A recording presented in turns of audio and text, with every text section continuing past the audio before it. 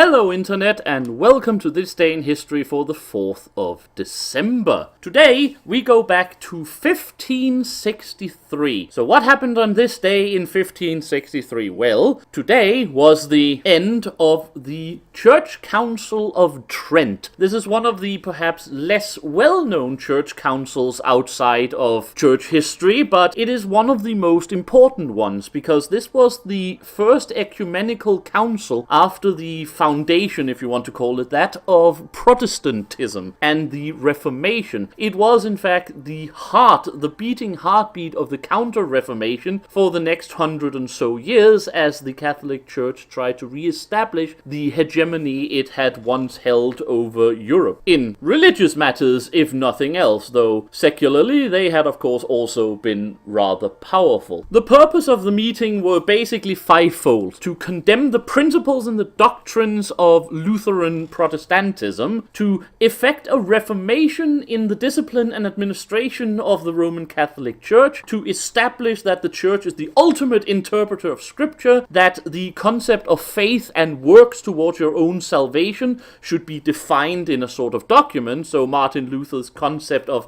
justification by faith alone could be thrown out the window, and basically to make sure that other parts that the Reformers and Protestants didn't like was dealt with one way or the other. And for that they set from 1545 until, as we said, today in 1563. So 18 years, after which they badly needed to get up, stretch their legs, and go have a little pee. So what came out of this meeting? Well, I'm going to spare you the technical details, as even for me, who actually read, studied, and wrote exams about medieval church history, this might be getting a little bit too detail-oriented and rich for my blood. But what it primarily did was that it raised a, shall we call it, new militancy in Catholic Europe. I mentioned the other day when I talked about the First Crusade that there had been half a century of rising religious awakening in the Christian world with a strong military undertone. This basically happened again. The Council of Trent and the Counter-Reformation it inspired created a very narrow-minded and very fanatical reawakening of Catholicism throughout southern Europe, even more than Catholicism had otherwise been known to be. It was that kind of militant reawakening that inspired such monastic orders as the Jesuits and the Dominicans, who arose in these years and would of course eventually give birth of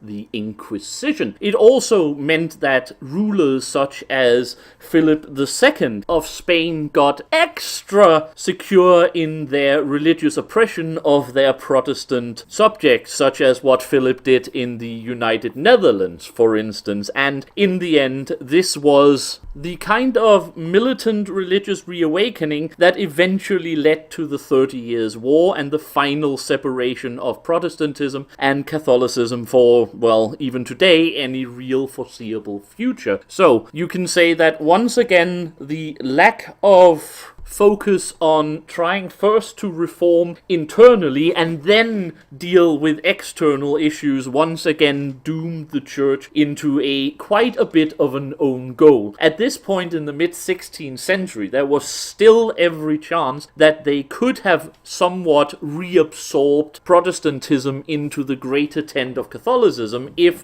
they had, at least to a certain degree, reached out the proverbial hand to the Protestant princes and peasantry in the north. The fact that they did not, which was probably inevitable at the time, in the end, rather than suppress Protestantism as the Council of Trent was supposed to do, managed to finally cement the separation between the Reformed churches and the Catholic Church and end its 1,000-year complete hegemony over the religious life life of Europe following the suppression of Arianism in the 6th and 7th century. Anyway, I hope this has been of interest to you. This day in history, for the 4th of December, the end of the Council of Trent in 1563, and the beginning of the Counter-Reformation that eventually cemented the breach within the Roman Catholic Church. Until next time, I have been the Sage, and I wish you all a very happy day.